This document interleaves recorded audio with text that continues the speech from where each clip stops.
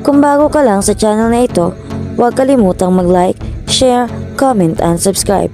At huwag kalimutang pindutin ang notification bell icon para maging updated ka sa bawat upload nating video.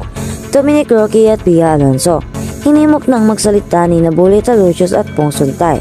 Noong Miyerkules, February 21, 2024, in-upload sa YouTube channel ng reporter na si Jay Ruiz ang kabuang interview niya kina Mayor Bully Talucios at dating Congressman Attorney Bong Suntay.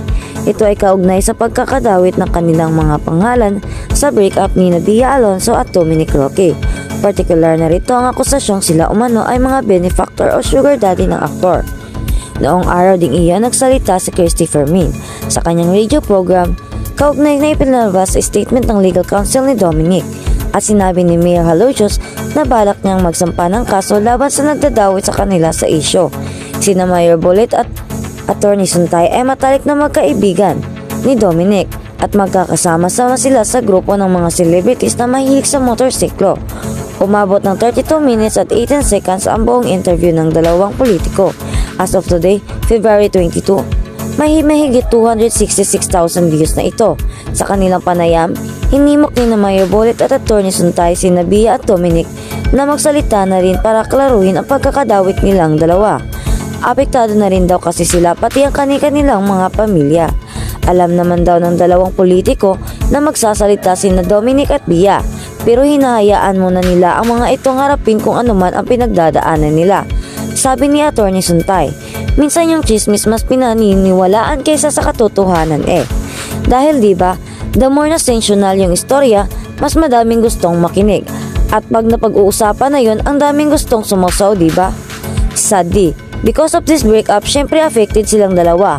May mga tao na naaapektuhan pa, hindi naman dapat. Kagaya namin ni Bully, diba? And we hope to come out to clear yung pagkakadawit naman sa amin ni Bully dito sa sitwasyon. Sadly, because of this breakup, syempre affected silang dalawa. May mga tao na naaapektuhan na hindi naman dapat, kagaya namin ni Bully, diba? And we hope to come out to clear yung pagkakadawit naman sa amin ni Bully dito sa sitwasyon. Sabi naman ni Mayor Talucios, although we understand their situations, we wanna give them time to heal, to talk about things na maayos din nila. But during those times na nag-iisip sila about what they're going to do, sana maisip din nilang may mga ibang tao na hindi kasama sa breakup na hindi rin pwedeng maiwasan lang din. We hope as friends, I think it's the most decent thing to do. Hindi rin kami tao na sanay sa mga ganitong issues. Although we are public personality, pareho kaming politiko, sanay kami sa mga issues. Ngayon lang kami nakakarinig ng ganitong issue sa akin. That's the reason why I hope they find some time to work things out. Para lang it won't get worse. Something as simple as fights and breakup, naging totally different monster na. Because nga may mga hinahalo na dito. I think it's making it worse for everyone, not only for them but lumala din sa amin. Like I said, maliit na kurot hindi naman masakit yon. Pero pag kinukurot ka palagi as in araw-araw for isang buwan, masakit na rin. That's why the reason we're here. Kami ni Bong. No to see our side and once and for all. Kami lang ni Bong talking. We're doing this for public or anything or fame. We don't need it. Ang amin lang talaga